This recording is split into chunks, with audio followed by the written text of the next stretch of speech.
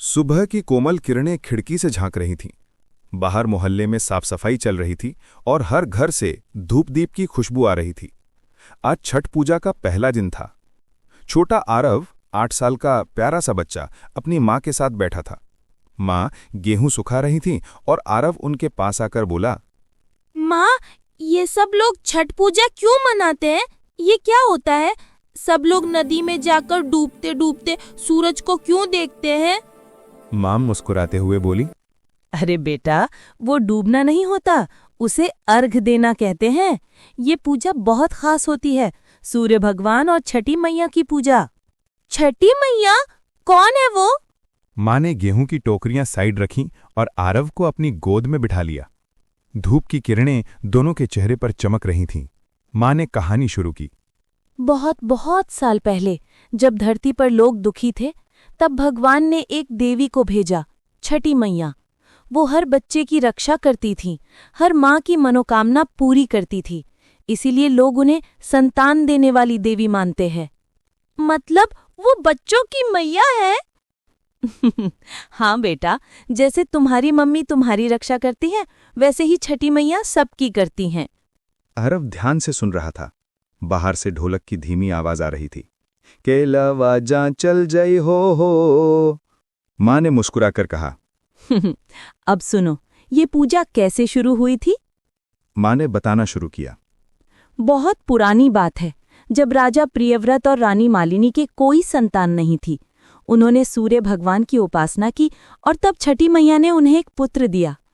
उस दिन से छठ का व्रत शुरू हुआ, सूर्य भगवान को धन्यवाद देने और छठी मैया को प्रणाम करने के लिए। तो सूरज को इसीलिए पानी देते हैं? हाँ बेटा, क्योंकि सूरज हमें रोशनी देता है, जीवन देता है, फसल उगाता है, और छठी मैया उसी सूर्य की बहन मानी जाती हैं। जब लोग सुबह और शाम को अर्घ्य देते हैं तो वो कहते हैं, हे सूर्य देव, हमें शक्ति दो, और छठी मैया हमें आशीर्वाद दें। आरव की आंखें चमक उठीं।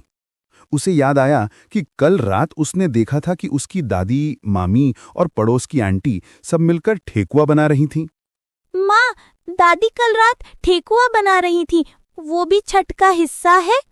हाँ बेटा, वो तो छठ पूजा की शान है। 4 दिन की पूजा होती है। पहला दिन नहाए खाए, दूसरा दिन लोहंडा और खरना, तीसरा दिन संध्या अर्घ्य और चौथा दिन ऊषा अर्घ्य। हर दिन का अपना एक अर्थ है। माँ ने बताया। पहले दिन महिलाएं शुद्ध होकर भोजन बनाती हैं। दूसरे दिन व्रती सिर्फ गुड़ की खीर और रोटी खाकर व्रत शुरू करती हैं।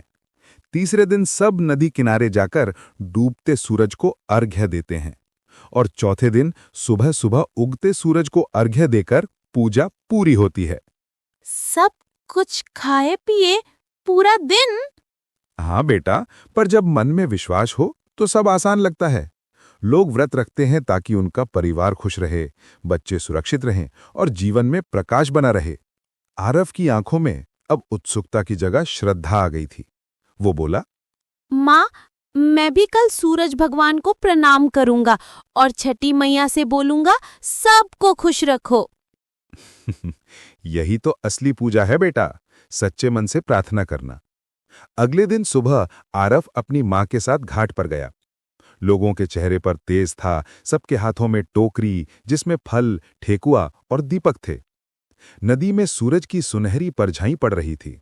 सभी लोग मिलकर बोले, छठी मैया की जय, सूर्य भगवान की जय।